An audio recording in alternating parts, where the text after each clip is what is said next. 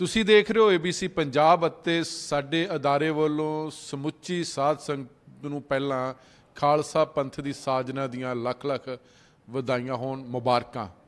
ਔਰ ਦੂਜੀ ਅੱਜ ਅਸੀਂ ਗੱਲ ਕਰਾਂਗੇ ਜਿੱਥੇ ਖਾਲਸਾ ਪੰਥ ਦਾ ਦਿਹਾੜਾ ਮਨਾਇਆ ਜਾ ਰਿਹਾ, ਨਾਲ ਦੀ ਨਾਲ ਉੱਥੇ ਇੱਕ 13 ਅਪ੍ਰੈਲ 1978 ਦਾ ਉਹ ਵਾਕਿਆ ਉਹ ਵੀ ਨਹੀਂ ਭੁੱਲ ਸਕਦੇ। ਉਸ ਵਾਕਿਆ ਨੇ, ਉਸ ਕਾਂਡ ਨੇ ਪੰਜਾਬ ਨੂੰ ਹਿਲਾ ਕੇ ਰੱਖ ਦਿੱਤਾ ਸੀ ਤੇ ਫਿਰ ਸਾਡੀ ਇੱਕ ਪੀੜ੍ਹੀ ਬਰਬਾਦ ਹੋਈ। ਸਾਡੇ ਪੰਜਾਬ ਦਾ ਸਮਾਜਿਕ ਪੱਖੋਂ, ਰਾਜਨੀਤਿਕ ਪੱਖੋਂ, ਆਰਥਿਕ ਪੱਖੋਂ ਬਹੁਤ ਨੁਕਸਾਨ ਹੋਇਆ। ਉਹ ਸਾਰਿਆਂ ਨੂੰ ਪਤਾ ਕਿ 13 ਅਪ੍ਰੈਲ 1978 ਨੂੰ ਵਿਸਾਖੀ ਵਾਲੇ ਦਿਨ ਨਿਰੰਕਾਰੀ ਕਾਂਡ ਹੋਇਆ ਸੀ। ਉਹ ਕਿਉਂ ਕਾਂਡ ਹੋਇਆ ਸੀ ਤੇ ਉਸ ਦੀ ਜਿਹੜੀ ਭਰਪਾਈ ਆ ਉਹ ਅੱਜ ਤੱਕ ਵੀ ਪੰਜਾਬੀ ਨਹੀਂ ਕਰ ਸਕੇਗੇ ਤੇ ਉਹ ਜ਼ਖਮ ਅੱਲੇ ਰਹਿਣਗੇ। ਇਸ ਪੂਰੇ ਮੁੱਦੇ ਤੇ ਅਸੀਂ ਗੱਲਬਾਤ ਕਰਾਂਗੇ ਬਹੁਤ ਹੀ ਸੀਨੀਅਰ ਪੱਤਰਕਾਰ ਅਤੇ ਲੇਖਕ ਸਰਦਾਰ ਜਗਤਾਰ ਸਿੰਘ ਹੋਣਾ ਨਾਲ। ਭਾਜੀ ਪਹਿਲਾਂ ਤੇ ਖਾਲਸਾ ਪੰਥ ਦੀਆਂ ਬਹੁਤ ਬਹੁਤ ਮੁਬਾਰਕਾਂ ਜੀ। ਤੁਹਾਨੂੰ ਬਹੁਤ ਬਹੁਤ ਮੁਬਾਰਕਾਂ ਜੀ। ਸਾਨੂੰ ਠੀਕ ਹੈ ਜੀ। ਜਿਹੜਾ ਇਹ ਵਾਕਿਆ ਜੀ, ਕਿਉਂਕਿ ਜਿੱਥੇ ਖਾਲਸਾ ਪੰਥ ਹਮੇਸ਼ਾ ਚੜ੍ਹਦੀ ਕਲਾ 'ਚ ਰਹਿੰਦਾ, ਉੱਥੇ ਕੁਝ ਇੱਦਾਂ ਦੇ ਦੁਖਾਂਤ ਵੀ ਆ ਜਿਹੜੇ ਭੁੱਲੇ ਨਹੀਂ ਜਾ ਸਕਦੇ।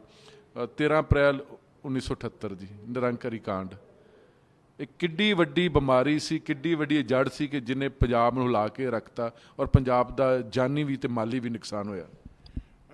ਜਿਹੜੀ ਵਿਸਾਖੀ ਹੈ, ਆਪਾਂ ਗੱਲ ਕਰੀਏ 1699 ਤੋਂ ਲੈ ਕੇ, ਇਹ ਪੰਜਾਬ ਦੇ ਵਿੱਚ ਸਭ ਤੋਂ ਵੱਡੀ ਇਤਿਹਾਸ ਦੇ ਵਿੱਚ ਡਿਵੈਲਪਮੈਂਟ ਸੀ। ਜੋ ਖਾਲਸਾ ਪੰਥ ਸਾਜਿਆ ਗੁਰੂ ਗੋਬਿੰਦ ਸਿੰਘ ਨੇ, ਉਹਨੇ ਇਸ ਇਲਾਕੇ ਦੀ ਸਾਰੀ ਸਿਆਸਤ ਆਉਣ ਵਾਲੇ ਸਾਰੇ ਸਮੇਂ ਵਾਸਤੇ ਬਦਲਤੀ। ਬੜੀ ਇੰਟਰਸਟਿੰਗ ਐਸਪੈਕਟ ਹੈ ਹੋਰ ਕਿ ਇਹ ਦੋ ਕਾਂਡ ਪੰਜਾਬ ਦੇ ਵਿੱਚ, ਦੋ ਘਟਨਾਵਾਂ, ਜਿਹੜੇ ਦੋ ਦੁਖਾਂਤ ਹੈ, ਉਹ ਵੀ ਇਸੇ ਦਿਨ ਵਕਫੇ ਦੇ ਨਾਲ ਵਾਪਰੇ ਆ। ਪਹਿਲਾ ਹੈ ਜਲਿਆਂਵਾਲਾ ਬਾਗ 13 ਅਪ੍ਰੈਲ 1919। ਅੱਜ ਤੱਕ ਇਹੀ ਨਹੀਂ ਪਤਾ ਲੱਗ ਸਕਿਆ ਵੀ ਐਗਜ਼ੈਕਟ ਲੋਕ ਕਿੰਨੇ ਉਹਦੇ 'ਚ ਮਰੇ ਸੀ। ਜਨਰਲ ਡਾਇਰ ਨੇ ਜਦੋਂ ਲੋਕਾਂ 'ਤੇ ਜਲਿਆਂਵਾਲਾ ਬਾਗ ਦੇ ਵਿੱਚ ਗੋਲੀ ਚਲਾਈ, ਬੱਚੇ, ਜਨਾਨੀਆਂ, ਬੰਦੇ, ਲਾਸ਼ਾਂ ਵਿਛਾਤੀਆਂ। 1978 13 ਅਪ੍ਰੈਲ ਫਿਰ ਅੰਮ੍ਰਿਤਸਰ, ਸਿੱਖਾਂ ਦਾ ਤੇ ਨਿਰੰਕਾਰੀਆਂ ਦਾ ਕਲੈਸ਼। ਕਲੈਸ਼ ਤਾਂ ਲਫ਼ਜ਼ ਮੇਰੇ ਖਿਆਲ ਦੇ ਵਿੱਚ ਨਹੀਂ ਵਰਤਣਾ ਚਾਹੀਦਾ। ਅਟੈਕ ਸ਼ੁਰੂ ਇੱਕ ਪਾਸੇ ਸੀ, ਇਹਦਾ ਪ੍ਰੋਟੈਸਟ ਕਰਨ ਗਏ ਸੀ, ਕਲੈਸ਼ ਕਰਨ ਨਹੀਂ ਸੀ ਗਏ। 13 ਸਿੰਘ ਸ਼ਹੀਦ ਹੋਏ, ਟੋਟਲ 18 ਕਿਲੇ ਉੱਥੇ ਲੋਕ ਮਰੇ ਸੀ ਅਲਟੀਮੇਟਲੀ। ਅਤੇ ਉਹ ਜਿਹੜੀ 13 ਅਪ੍ਰੈਲ 1978 ਦੀ ਘਟਨਾ ਹੈ, ਉਹਨੇ ਪੰਜਾਬ ਦੀ ਸਿਆਸਤ ਦੇ ਵਿੱਚ ਇੱਕ ਹੋਰ ਹੀ ਤਰ੍ਹਾਂ ਦਾ ਮੋੜ ਲਿਆਂਦਾ। ਅਤੇ ਜਿਹੜੀ ਸਿਆਸਤ ਉਸ ਘਟਨਾ ਦੇ ਨਾਲ ਸ਼ੁਰੂ ਹੁੰਦੀ ਹੈ, ਉਹ ਅੱਜ ਤੱਕ ਚੱਲੀ ਜਾ ਰਹੀ ਹੈ ਅਤੇ ਜਿਹਦਾ ਕੋਈ ਕਲੋਜ਼ਰ ਨਹੀਂ ਹੈ। ਉਹ ਸਿਆਸਤ ਨਾਲ ਸਿੱਖ ਸਟੇਟ ਦੀ ਵੀ ਹੈ, ਇਨਸਾਫ ਲੈਣ ਦੀ ਵੀ ਹੈ। ਮੰਨਦੇ ਕਿ ਜਿਹੜਾ ਉਸ ਤੋਂ ਬਾਅਦ ਜਿਹੜਾ ਆਪਾਂ ਪੰਜਾਬ ਕਹਿੰਦੇ ਜੀ ਖਾੜਕੂਵਾਦ ਆ ਗਿਆ, ਅੱਤਵਾਦ ਆ ਗਿਆ, ਇਹ ਜੜ ਹੀ ਹੋਈ ਸੀ ਜੀ, ਮੰਨਦੇ ਹੈਗੇ ਜੀ? ਨਹੀਂ, ਮੈਂ ਸਟੱਡੀ ਕੀਤੀ ਸਾਰੀ। ਮੈਂ ਅੰਮ੍ਰਿਤਸਰ, ਮੇਰੀ ਪੋਸਟਿੰਗ ਮਾਰਚ 1979 'ਚ ਹੋਈ ਸੀ। ਅੱਛਾ, ਉਹਨਾਂ ਦਿਨਾਂ ਦੇ ਵਿੱਚ ਇਹ ਕਦੇ ਜਰਨਲਿਸਟ ਦੇ ਤੌਰ 'ਤੇ ਦਿਮਾਗ ਦੇ ਵਿੱਚ ਨਹੀਂ ਸੀ ਆਇਆ ਵੀ 78 ਦੇ ਵਿੱਚ ਕੁਛ ਮਹੀਨੇ ਪਹਿਲਾਂ ਕੀ ਹੋਇਆ ਸੀ। ਕਿਉਂਕਿ ਜਦੋਂ ਆਪਾਂ ਜਰਨਲਿਸਟ ਦੇ ਤੌਰ 'ਤੇ ਨਵੇਂ ਜਾਂਦੇ ਹਾਂ ਤਾਂ ਦਿਮਾਗ 'ਚ ਹੁੰਦਾ ਹੀ ਕੁਛ ਨਹੀਂ ਇਹੋ ਜਿਹਾ ਸਟੱਡੀ ਕਰਨਾ। ਆਪਾਂ ਸਪੌਟ 'ਤੇ ਇੰਨੇ ਬਿਜ਼ੀ ਹੁੰਦੇ ਹਾਂ ਕਿ ਨਹੀਂ ਹੁੰਦਾ। ਜਦੋਂ ਮੈਂ ਭੁੱਲਰ ਸਾਹਿਬ ਪਹਿਲੀ ਕਿਤਾਬ ਲਿਖਣੀ ਸ਼ੁਰੂ ਕੀਤੀ, ਫਿਰ ਮੈਂ ਇਹ 'ਤੇ ਫੋਕਸ ਕਰਨਾ ਸ਼ੁਰੂ ਕੀਤਾ ਵੀ ਹੋਇਆ ਕੀ ਸੀਗਾ। ਅਤੇ ਦੂਜੀ ਕਿਤਾਬ ਵੇਲੇ ਮੈਂ ਸਾਰਾ ਰਿਕਾਰਡ ਦੇਖਿਆ ਅਤੇ ਮੈਨੂੰ ਕੁਛ ਨਹੀਂ ਮਿਲਿਆ। ਫਿਰ ਮੈਂ ਉਹ ਸੱਜਣ ਲੱਭੇ ਹੌਲੀ ਹੌਲੀ ਕਿ ਜਿਹੜੇ ਉਸ ਪ੍ਰੋਸੈਸ਼ਨ ਦਾ ਪਾਰਟ ਸੀ ਜਿਨ੍ਹਾਂ ਦੇ ਨਾਲ ਨਿਰੰਕਾਰੀਆਂ ਦਾ ਕਲੈਸ਼ ਹੋਇਆ। ਅਤੇ ਉਹਨਾਂ ਦੇ ਵਿੱਚ ਪ੍ਰੋਫੈਸਰ ਮਨਜੀਤ ਸਿੰਘ ਵੀ ਸੀ, ਜਿਹੜੇ ਬਾਅਦ ਦੇ ਵਿੱਚ ਅਕਾਲ ਤਖ਼ਤ ਸਾਹਿਬ ਦੇ ਜਥੇਦਾਰ ਬਣੇ। ਅਤੇ ਫਿਰ ਮੈਂ ਸਮਝਣ ਦੀ ਕੋਸ਼ਿਸ਼ ਕੀਤੀ, ਫਿਰ ਮੈਂ ਰੀਕ੍ਰੀਏਟ ਕੀਤਾ ਸਾਰਾ ਸੀਨ, ਉਹ ਹੋਇਆ ਕੀ ਸੀਗਾ। ਅਤੇ ਇਹ ਦੁਖਾਂਤ ਟਾਲਿਆ ਜਾ ਸਕਦਾ ਸੀ। ਮੁੱਖ ਮੰਤਰੀ ਸਰਦਾਰ ਪ੍ਰਕਾਸ਼ ਸਿੰਘ ਬਾਦਲ ਸੀ ਉਸ ਵੇਲੇ। ਸ਼੍ਰੋਮਣੀ ਅਕਾਲੀ ਦਲ ਦੀ ਸਰਕਾਰ ਸੀ ਜੀ। 77 ਸ਼੍ਰੋਮਣੀ ਅਕਾਲੀ ਦਲ ਦੀ ਸਰਕਾਰ ਆ ਗਈ ਸੀ। ਮੁੱਖ ਮੰਤਰੀ ਸਰਦਾਰ ਪ੍ਰਕਾਸ਼ ਸਿੰਘ ਬਾਦਲ ਸੀ। ਇਹਨਾਂ ਦੀ ਸਰਕਾਰ ਨੇ ਨਿਰੰਕਾਰੀਆਂ ਨੂੰ ਆਪਣਾ ਉੱਥੇ ਸਮਾਗਮ ਕਰਨ ਦੀ ਇਜਾਜ਼ਤ ਦਿੱਤੀ ਸੀ। ਮਤਲਬ ਸਰਕਾਰ ਤਾਂ ਕਹਿੰਦੀ ਉਹ ਤਾਂ ਪੋਲੀਟੀਕਲ ਦੇ ਕੇ ਵੋਟਾਂ ਪੈਣਗੀਆਂ, ਨਿਰੰਕਾਰੀ ਨੂੰ ਅਸੀਂ ਨਹੀਂ ਨਾਰਾਜ਼ ਕਰ ਸਕਦੇ। ਡੀਸੀ ਔਰ ਐਸਐਸਪੀ ਦੀ ਜਿਹੜੀ ਜ਼ਿੰਮੇਵਾਰੀ ਉਹਨੂੰ ਕਿਵੇਂ ਦੇਖਦੇ ਹੈਗੇ? ਡੀਸੀ ਅਗਰ ਕਹਿ ਦਿੰਦਾ ਕਿ ਮਾਹੌਲ ਖਰਾਬ ਹੋ ਸਕਦਾ, ਸਰਕਾਰ ਤੁਹਾਨੂੰ ਲੱਗਦਾ ਕਿ ਫਿਰ ਵੀ ਪਰਮਿਸ਼ਨ ਦੇ ਦਿੰਦੀ ਹੈਗੀ ਜੀ? ਨਹੀਂ, ਮਾਹੌਲ ਇਹ ਸਿਰਫ ਉਸੇ ਦਿਨ ਹੀ ਖਰਾਬ ਨਹੀਂ ਸੀ ਹੋਇਆ। ਇਹਦੇ ਇੰਟਰਸਟਿੰਗ ਆਸਪੈਕਟ ਇਹ ਹੈ,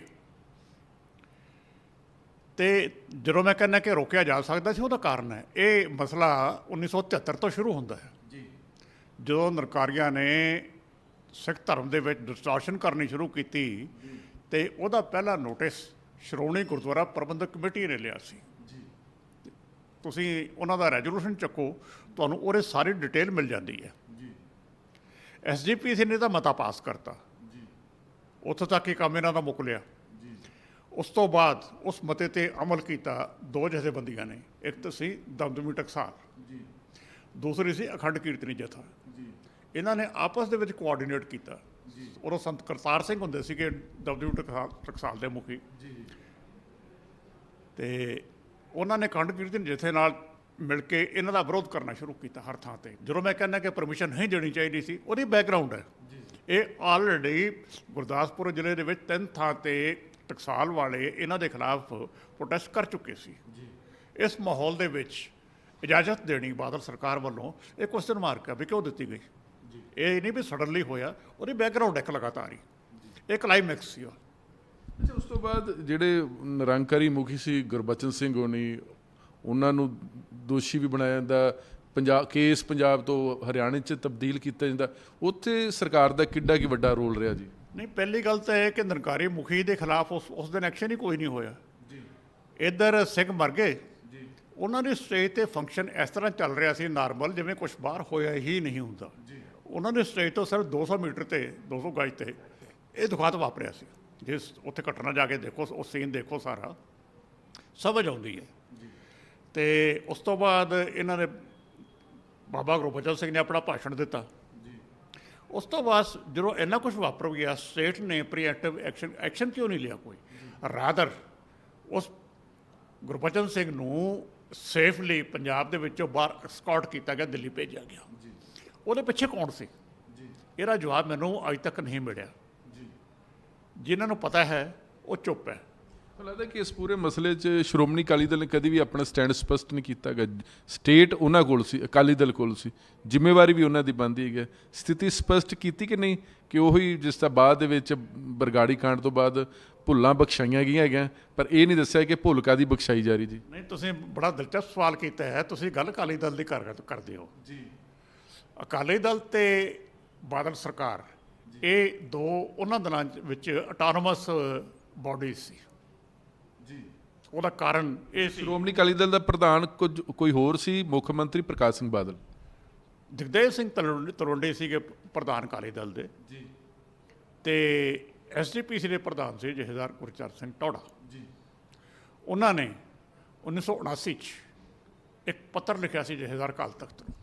ਮੈਂ ਤੁਹਾਨੂੰ ਉਹਦਾ ਜਵਾਬ ਦੇਣ ਲੱਗਿਆ ਬਈ ਅਕਾਲੀ ਦਲ ਨੇ ਕਦੇ ਸਪਸ਼ਟ ਕੀਤੀ ਹੈ ਕਿ ਨਹੀਂ ਜੀ। ਉਹ ਦੋਸ਼ ਪੱਤਰ ਸੀ ਪ੍ਰਕਾਸ਼ ਸਿੰਘ ਬਾਦਲ ਦੇ ਖਿਲਾਫ, ਸਰਕਾਰ ਦੇ ਖਿਲਾਫ ਨਹੀਂ, ਇਹਨਾਂ ਦੇ ਆਪਣੇ ਖਿਲਾਫ ਜੀ। ਤੇ ਉਹਦੇ ਵਿੱਚ ਉਹਨਾਂ ਨੇ ਅਖੀਰ ਤੇ ਆਪਣੇ ਅਸਤੀਫੇ ਪੇਸ਼ ਕੀਤੇ ਸੀ। ਦੋਵਾਂ ਨੇ ਇਕੱਠੇ ਅਕਾਲ ਤਖਤ ਨੂੰ ਆਪਣਾ ਅਸਤੀਫਾ ਭੇਜਿਆ ਦੋਸ਼ ਪੱਤਰ ਦੇ ਨਾਲ ਜੀ।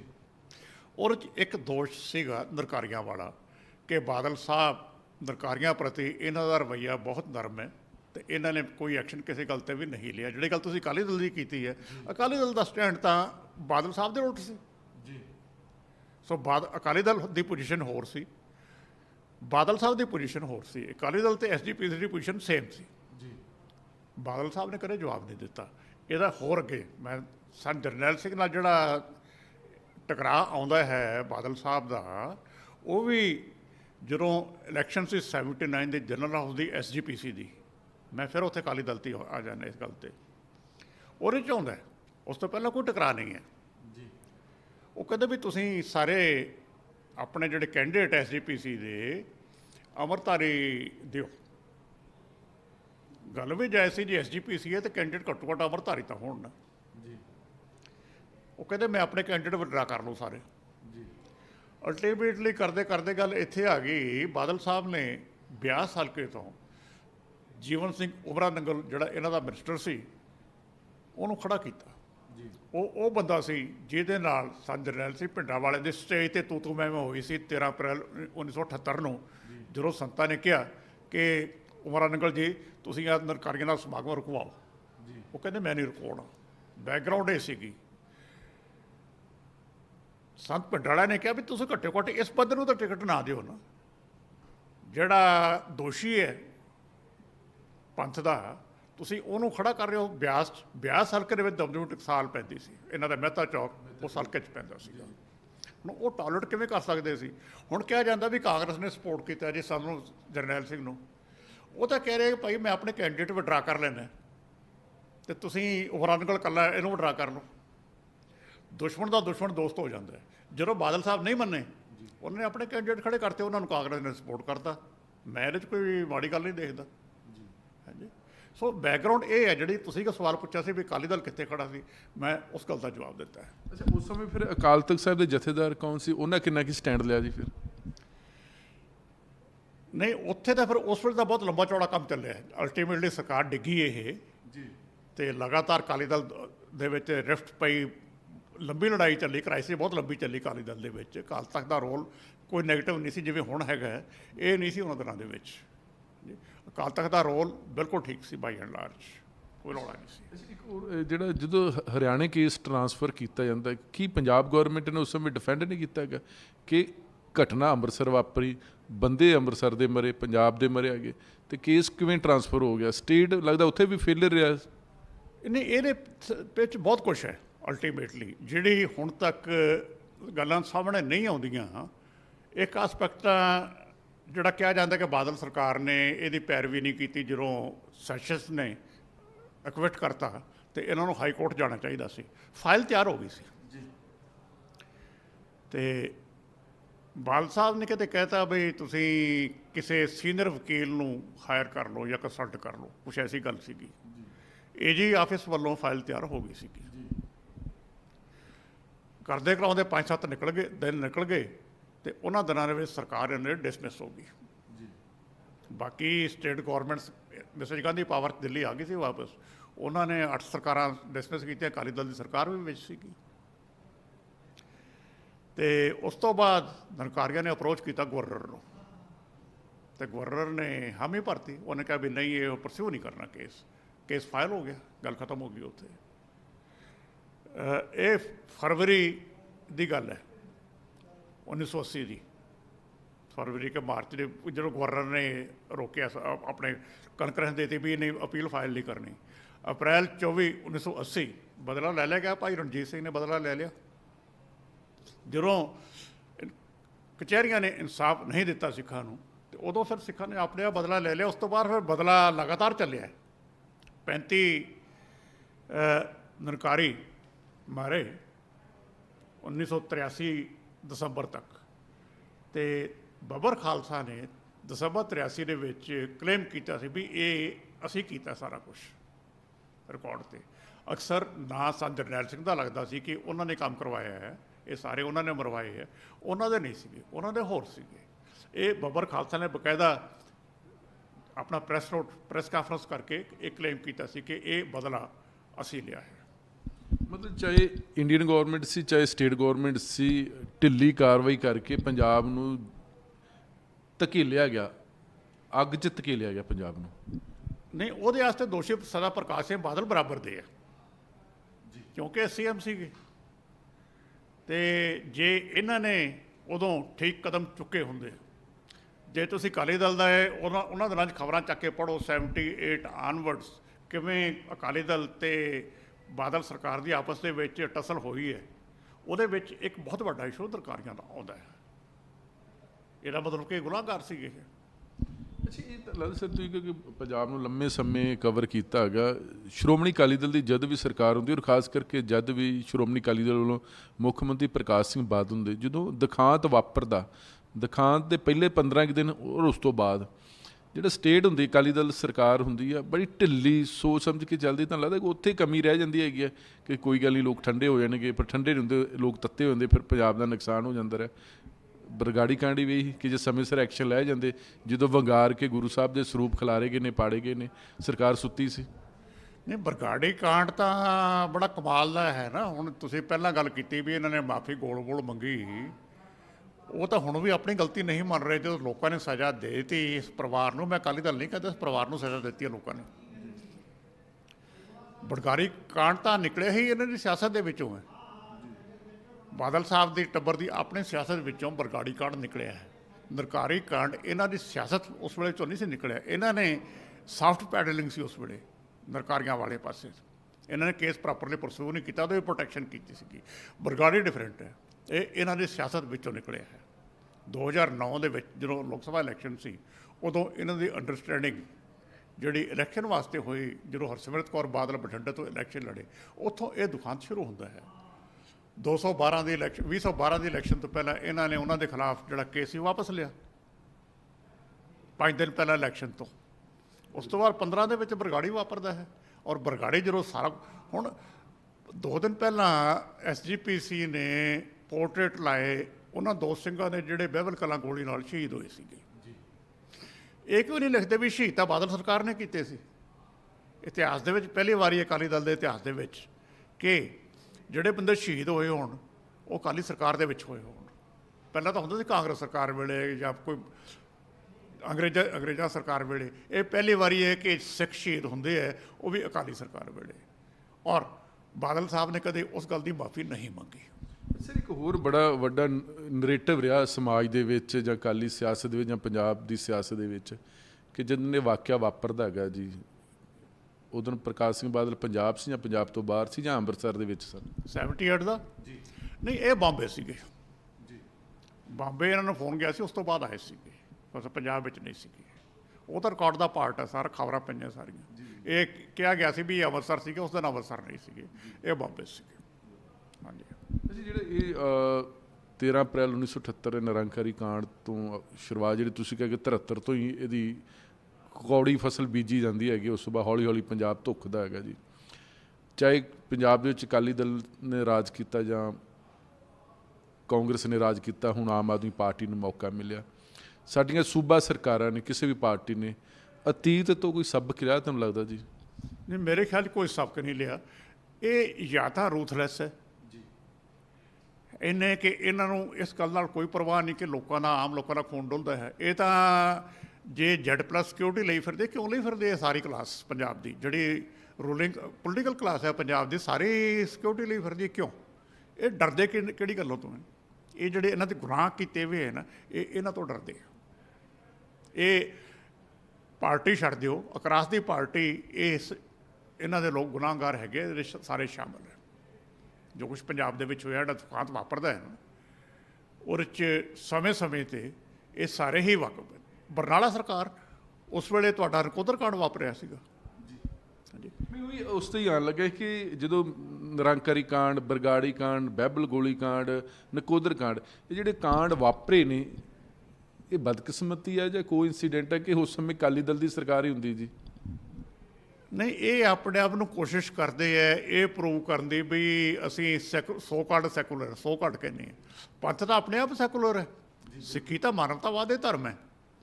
ਇਹ ਸੋਚਦੇ ਵੀ ਨਹੀਂ, ਸਾਡੇ 'ਤੇ ਇਲਜ਼ਾਮ ਆਊਗਾ ਵੀ ਇਹ ਪੰਥਕ ਸੋਚ ਵਾਲੇ ਦੇ ਕੰਮ ਕਰ ਰਹੇ ਹੈ। ਉਸ ਪ੍ਰੋਸੈਸ ਦੇ ਵਿੱਚੋਂ ਮੇਰੇ ਖਿਆਲ ਦੂਜੀ ਐਕਸਟ੍ਰੀਮ 'ਤੇ ਚਲੇ ਜਾਂਦੇ ਆ, ਜਾਂ ਜਿਹੜੀ ਹਿੰਦੂ ਵੋਟ ਲੈਣੀ ਹੈ ਉਹਦੇ ਵਿੱਚੋਂ ਇਹ ਸਿਆਸਤ ਨਿਕਲਦੀ ਹੈ। ਅਦਰਵਾਈਜ਼ ਜੇ ਪੰਥਕ ਸੋਚ ਨਾ ਚੱਲੋ ਤੇ ਨਾ ਤਾਂ ਬਰਗਾੜੀ ਵਾਪਰਦਾ ਸੀਗਾ, ਤਾਂ ਨਾ ਨਕੋਦਰ ਵਾਪਰਦਾ ਸੀ। ਹੁਣ ਤੁਸੀਂ ਅੱਗੇ ਚੱਲੋ ਨਾ, ਇਸ ਤੋਂ ਨਕੋਦਰ ਕਾਂਡ, ਮੁਹੰਮਦ ਇਜ਼ਹਾਰ ਆਲਮ SSP, ਬਾਦਲ ਸਾਹਿਬ ਉਹਨੂੰ ਆਪਣੀ ਪਾਰਟੀ 'ਚ ਲੈ ਕੇ ਆਉਂਦੇ ਆ। ਪਹਿਲਾਂ ਟਿਕਟ ਦਿੱਤੀ ਉਹਨੂੰ, ਜਦੋਂ ਰੌਲਾ ਪਿਆ ਫਿਰ ਉਹਦੀ ਵਾਈਫ ਦੇ ਨਾਂ 'ਤੇ ਕਰਤੀ ਟਿਕਟ। ਕੌਣ ਜ਼ਿੰਮੇਦਾਰ ਹੈ? ਸੁਮੇਧ ਸਿੰਘ ਸੈਣੀ ਬਹਿਬਲ ਵੇਲੇ DGP ਹੈ। ਭਾਈ ਤੁਸੀਂ ਤਾਂ ਖੁਦ ਹੀ ਕਿਸੇ ਵੇਲੇ ਪ੍ਰੋਮਿਸ ਕੀਤਾ ਆਪਣੇ ਮੈਨੀਫੈਸਟੋ 'ਚ ਕਿ ਜਿਹੜੇ ਅਫਸਰ ਗੁਨਾਹਗਾਰ ਹੈ ਆਪਣੇ ਹਿਊਮਨ ਰਾਈਟਸ ਵਾਇਲੇਸ਼ਨ ਦੇ, ਫੇਕ ਐਨਕਾਊਂਟਰ ਦੇ, ਅਸੀਂ ਉਹਨਾਂ ਨੂੰ ਸਜ਼ਾ ਦੇਵਾਂਗੇ। ਤੁਸੀਂ ਤਾਂ DGP ਲਾਤਾ। ਇਹਦੇ ਪਿੱਛੇ ਸੋਚ ਕੀ ਹੈ ਬਾਦਲ ਸਾਹਿਬ ਦੀ? ਉਹਦੇ ਵਿੱਚੋਂ ਦੁਖਾਂਤ ਵਾਪਰਦੇ ਆ ਸਾਰੇ। ਸੈਕੂਲਰ ਸੋਚ ਹੈ ਕਿ ਜਾਂ ਹਿੰਦੂ ਵੋਟ ਬੈਂਕ ਦਾ ਡਰ ਹੈ ਜੀ? ਇਹ ਹਿੰਦੂ ਵੋਟ ਬੈਂਕ ਹੈ, ਇਹ ਸੈਕੂਲਰ ਸੋਚ ਨਹੀਂ ਹੈ। ਸੈਕੂਲਰ ਸੋਚ ਤਾਂ ਮੈਂ ਪਹਿਲਾਂ ਕਿਹਾ, ਸਿੱਖ ਧਰਮ ਤਾਂ ਮਾਨਵਤਾਵਾਦੀ, ਇਸ ਤੋਂ ਵੱਡਾ ਸੈਕੂਲਰ ਹੋਰ ਕੀ ਹੋਣਾ? ਦਰਬਾਰ ਸਾਹਿਬ ਤੋਂ ਵੱਡੀ ਸੈਕੂਲਰ ਥਾਂ ਦੁਨੀਆ ਦੇ ਵਿੱਚ ਕਿਹੜੀ ਹੈ? ਅੱਛਾ, ਬੀਜੇਪੀ ਖੁੱਲ੍ਹ ਕੇ ਹਿੰਦੂਵਾਦ ਤੇ ਪੋਲਿਟਿਕਸ ਕਰਦੇ ਨੇ, ਜੇ ਅਕਾਲੀ ਦਲ ਜਾਂ ਕਾਂਗਰਸ ਕਰਦੇ ਹੈਗੇ ਫਿਰ ਕਹਿੰਦੇ ਕਿ ਨਹੀਂ ਇਹ ਸੈਕੂਲਰ ਨਹੀਂ ਹੈਗੇ, ਇਹਨਾਂ ਨੇ ਸੈਕੂਲਰ ਦਾ ਚੋਲਾ ਹੀ ਪਾਇਆ ਹੈਗਾ ਜੀ। ਨਹੀਂ, ਜਦੋਂ ਬੀਜੇਪੀ ਅਕਾਲੀ ਦਲ ਨਾਲ ਲੱਗਦੀ ਹੈ ਤਾਂ ਅਕਾਲੀ ਦਲ ਸੈਕੂਲਰ ਕਿਵੇਂ ਹੋ ਜਾਂਦਾ? ਜਦੋਂ ਬਾਹਰ ਆ ਜਾਂਦੇ ਫਿਰ ਕਹਿੰਦੇ ਵੀ ਇਹ ਸੈਕੂਲਰ ਨਹੀਂ ਗੇ। ਜਦ ਕਿ ਬੀਜੇਪੀ ਉਹ ਪਾਰਟੀ ਹੈ ਜਿਹਨੇ ਹਰ ਪੈਰ ਤੇ ਪੰਜਾਬ ਦੀ ਹਰ ਹੱਕੀ ਜਾਇਜ਼ ਮੰਗ ਨੂੰ ਅਪੋਜ਼ ਕੀਤਾ ਹੈ। ਹੁਣ ਤਾਂ ਰੀਸੈਂਟਲੀ ਉਹ ਚੰਡੀਗੜ੍ਹ ਮੁੱਦੇ ਤੇ ਭੱਜ ਹੀ ਗਏ ਜੀ। ਚੰਡੀਗੜ੍ਹ ਮੁੱਦੇ ਤੇ ਭੱਜ ਲਏ। ਜੇ ਕੱਲ੍ਹ ਨੂੰ ਪਾਣੀ ਦਾ ਮੁੱਦਾ ਆ ਗਿਆ ਇਹ ਫਿਰ ਉੱਥੇ ਅਪੋਜ਼ ਕਰਨਗੇ, ਸਭ ਦੇ ਸਾਹਮਣੇ ਹੈ। ਸੋ ਹੁਣ ਗੱਲ ਤਾਂ ਹੈ ਕਿ ਅਕਾਲੀ ਦਲ ਇਹੋ ਜਿਹੀ ਪਾਰਟੀ ਨਾਲ ਅਲਾਇੰਸ ਕਿਉਂ ਕਰਦਾ ਸੀਗਾ ਜਾਂ ਬੀਜੇਪੀ ਕਿਉਂ ਕਰਦੀ ਸੀ? ਮੌਕਾ ਪ੍ਰਸਤੀ ਇੱਥੇ ਹੀ ਹੈ। ਇਹਦੇ ਵਿੱਚੋਂ ਜਿਹੜੀ ਇਹ ਮੌਕਾ ਪ੍ਰਸਤੀ ਹੈ, ਇਹਦੇ ਵਿੱਚੋਂ 1978 ਵਾਪਰਿਆ, ਜਨਸੰਘ ਨਾਲ ਸੀ ਅਕਾਲੀ ਦਲ ਸਰਕਾਰ ਦੇ ਵਿੱਚ ਉਦੋਂ। ਇਹਦੇ ਵਿੱਚੋਂ ਨਕੋਦਰ ਵਾਪਰਦਾ, ਇਹਦੇ ਵਿੱਚੋਂ ਬਰਗਾੜੀ ਵਾਪਰਦਾ, ਜਿਹੜੀ ਇਹ ਸਿਆਸਤ ਮੌਕਾ ਪ੍ਰਸਤੀ ਦੀ ਅਕਾਲੀ ਦਲ ਦੀ ਹੈ। 9 ਮਾਸ ਦਾ ਰਿਸ਼ਤਾ ਨਹੀਂ ਹੈਗਾ। ਨਹੀਂ, 9 ਮਾਸ ਤਾਂ ਇਹ ਮੌਕਾ ਪ੍ਰਸਤੀ ਦੀ ਅਲਾਇੰਸ ਹੈ, ਇਸ ਤੋਂ ਬਾਅਦ ਕੁਛ ਨਹੀਂ ਹੈ। ਬਾਦਲ ਸਾਹਿਬ ਨੇ ਆਪਣੀ ਗੱਦੀ ਸੇਫ ਕਰਨੀ ਸੀ, ਉਹਦੇ ਵਾਸਤੇ ਲਗਾਤਾਰ ਇਹਨਾਂ ਨੂੰ ਬੀਜੇਪੀ ਦਾ ਸਹਾਰਾ ਚਾਹੀਦਾ ਸੀਗਾ, ਕਿਉਂਕਿ ਇਹਨਾਂ ਦਾ 1970 ਦਾ ਐਕਸਪੀਰੀਅੰਸ ਸੀ ਜਿਹੜਾ, ਉਹਦੇ ਵਿੱਚੋਂ ਇਹ ਸਾਰਾ ਕੁਛ ਨਿਕਲਿਆ ਸੀ। ਉਦੋਂ ਬਾਈ ਦੇ ਵੇ ਉਦੋਂ ਇਹਨਾਂ ਦੀ ਸਰਕਾਰ ਕੁਛ ਮਹੀਨੇ ਕਾਂਗਰਸ ਨੇ ਚਲਾਈ ਸੀ, ਉਸ ਤੋਂ ਬਾਅਦ ਤਾਂ ਇਹ ਕਾਂਗਰਸ ਨੂੰ ਗਾਲੇ ਕੱਢੀ ਗਏ ਲਗਾਤਾਰ ਨਾ। ਜਦੋਂ ਬੀਜੇਪੀ ਇਹਨਾਂ ਦੀ ਸਰਕਾਰ ਦੇ ਵਿੱਚੋਂ ਗੁਰੂ ਨਾਨਕ ਯੂਨੀਵਰਸਿਟੀ ਦੇ ਮਾਮਲੇ 'ਤੇ ਜਨਸੰਘ ਬਾਹਰ ਆ ਗਈ ਸੀਗੀ ਅਤੇ ਕੁਛ ਮਹੀਨੇ ਬਾਹਰੋਂ ਸਪੋਰਟ ਦੇ ਕੇ ਕਾਂਗਰਸ ਨੇ ਇਹਨਾਂ ਦੀ ਸਰਕਾਰ ਚਲਾਈ ਸੀ। ਸੋ ਇਹ ਤਾਂ ਕਿਸੇ ਵੀ ਮੌਕਾ ਪਰਿਸਥਿਤੀ ਤੱਕ ਜਾ ਸਕਦੇ ਆ। ਬਹੁਤ ਮਿਹਰਬਾਨੀ, ਥੈਂਕ ਯੂ। ਬਿਲਕੁਲ, ਜਿੱਥੇ ਤੱਕ ਕਿਉਂਕਿ ਪੰਜਾਬ ਨੇ ਬਹੁਤ ਆਪਣੇ ਪਿੰਡੇ ਤੇ ਮਾਰਾਂ ਹੰਡਾਈਆਂ ਨੇ, ਜਿਹਦੇ 'ਚ ਸਿਆਸੀ ਲੋਕ ਜਾਂ ਸਿਆਸੀ ਪਾਰਟੀਆਂ ਦੋਸ਼ੀ ਨੇ, ਪਰ ਫਿਰ ਵੀ ਪੰਜਾਬ ਦੀਆਂ ਸਾਰੀਆਂ ਪਾਰਟੀਆਂ, ਖਾਸ ਕਰਕੇ ਰਵਾਇਤੀ ਪਾਰਟੀਆਂ ਨੇ ਅਤੀਤ ਤੋਂ ਸਬਕ ਨਹੀਂ ਲਿਆ। ਸ਼ਾਇਦ ਇਸੇ ਕਰਕੇ ਜਿਹੜਾ ਰੰਗਲਾ ਪੰਜਾਬ ਸੀ ਉਹ ਕੰਗਲਾ ਪੰਜਾਬ ਹੋ ਗਿਆ। ਪਰ ਫਿਰ ਵੀ ਸਿਆਸਤ ਉਹੀ ਹੈ ਜਿਸ ਨਾਲ ਪੰਜਾਬ ਅੱਗੇ ਵਧੇ, ਸਿਆਸਤ ਉਹੀ ਹੈ ਜਿਹੜੇ ਲੋਕਾਂ ਨੂੰ ਇੱਕ ਸੱਜਾ ਪ੍ਰਸ਼ਾਸਨ ਦੇਵੇ। ਸਿਰਫ ਵੋਟ ਦੀ ਰਾਜਨੀਤੀ ਨਹੀਂ ਹੋਣੀ ਚਾਹੀਦੀ। ਕੈਮਰਾ ਮਨਦੀਪ ਸਿੰਘ ਦੇ ਨਾਲ ਜਗਤਾਰ ਸਿੰਘ ਭੁੱਲਰ, ABC ਪੰਜਾਬ, ਚੰਡੀਗੜ੍ਹ।